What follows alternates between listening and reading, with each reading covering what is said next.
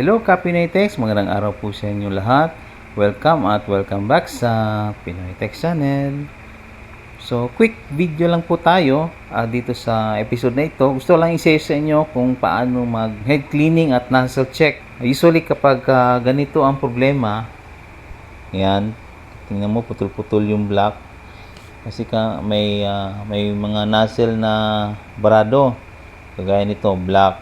Ayan, dito naman sa color, okay yung yellow, magenta. Pagdating sa cyan, may putol din. So, siyempre, unang gagawin natin is mag-head cleaning tayo. Okay? So, siyempre, nozzle check muna para makita natin kung anong kulay yung may problema. And then, next is yung head cleaning. So, punta tayo sa maintenance. Ayan. So, parang i-drag mo lang siya o scroll mo lang.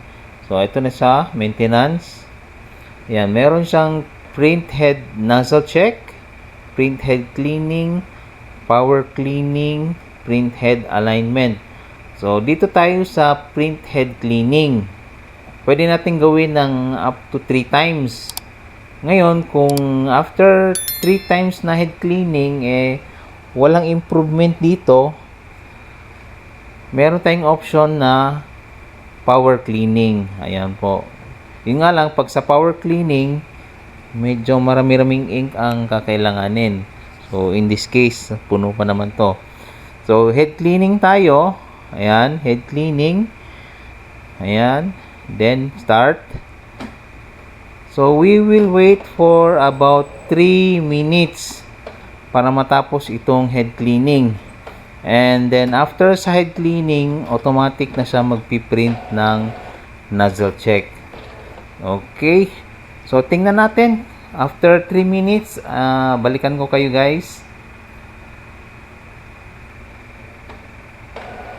Okay, nangangalahati na.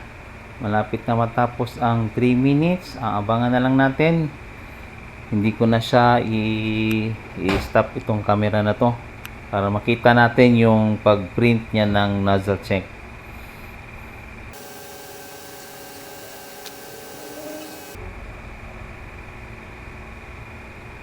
Yan, konti na lang.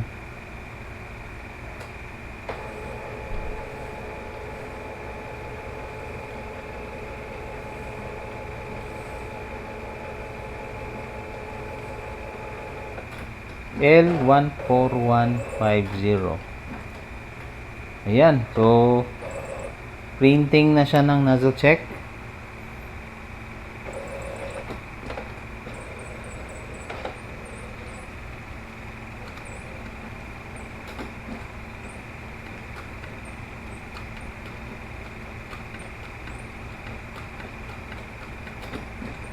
Ayan. So, ito na po ang resulta ng nozzle check. So, bali, isang beses pa lang ako nag-head cleaning. Tingnan mo. Ayan. Kompleto na. Ayan.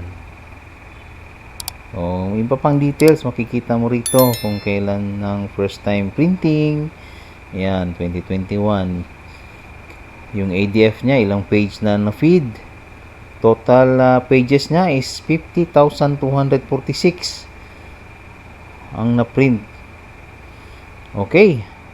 I hope nakatulong tong video na to para sa merong Epson L14150 na gustong troubleshoot pagka maka-encounter kayo ng uneven printout. Kahit yung basic lang talaga yun na nozzle check, head cleaning, and then nozzle check. Okay, and kung nagustuhan niyo naman po ito, maaari po kayong mag-like, share, and subscribe na rin para sa ating darating pang mga tutorial. Okay, hanggang sa muli po dito lang sa Pinoy Text Channel. Bye-bye!